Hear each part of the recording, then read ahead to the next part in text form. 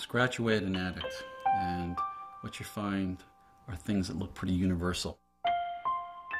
My world, my way. I want to manage my world, my emotions, my own way, apart from God. Now, many addicts don't consciously say such things. But when the Spirit of God turns the lights on, we begin to see them more clearly.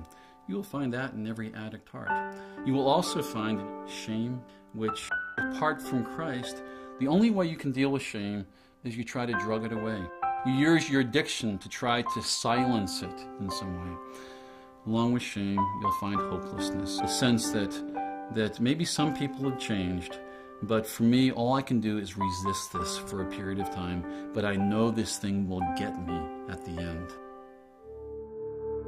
So as we walk along with those who struggle with addiction, we find that people are powerless. They're powerless against some substance or activity or state of mind.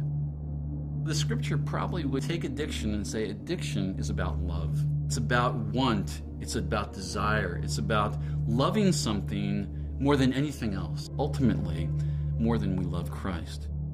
It's a relationship, obviously, that has gone bad. And here's the curiosity with addiction. Even when it goes bad, there is that apparent irrationality that we're all familiar with, where we still want it. I am enslaved by this thing that I hate. And I see the horrible consequences on work, on family, on health, and I hate it. On the other hand, there's the voluntary.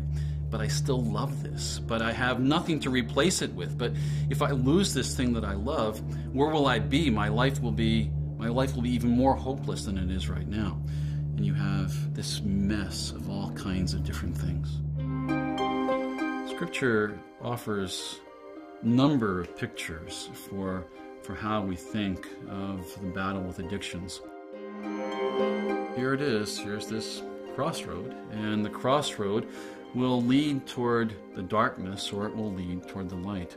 The curious question is, but why do we instinctively go to the darkness? When darkness is about death, darkness is about isolation, darkness is about shame, darkness is about humiliation.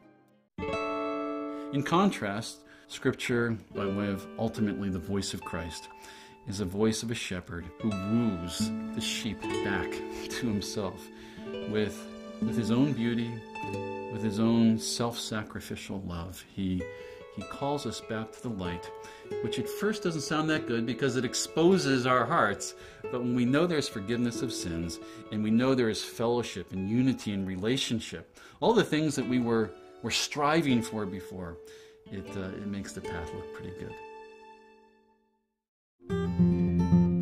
My hope with the curriculum is this can be something that can immediately be incorporated into pre-existing addictions groups. For churches that don't have groups, it's ready to go. It's, do you have a person who struggles with an addiction within your church? If you do, all you need is one other person to walk alongside of them, a friend who can walk alongside. And there's your small addictions group. And your desire is as the good news of Christ just comes alive with the problem of addiction, you can't keep that information to yourself. And it could well be, there will be a number of groups that are started in churches. But in some, they'll just happen organically as this takes root in different individuals' hearts. One of the great promises of Scripture is that the Lord comes to us as Emmanuel.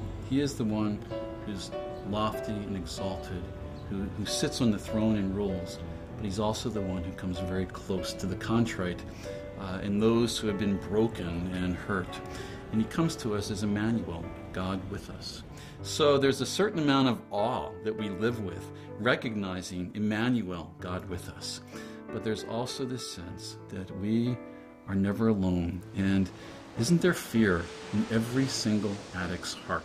Wanting a world that they can manage, but knowing full well that it's impossible to keep the horrors of the world at bay.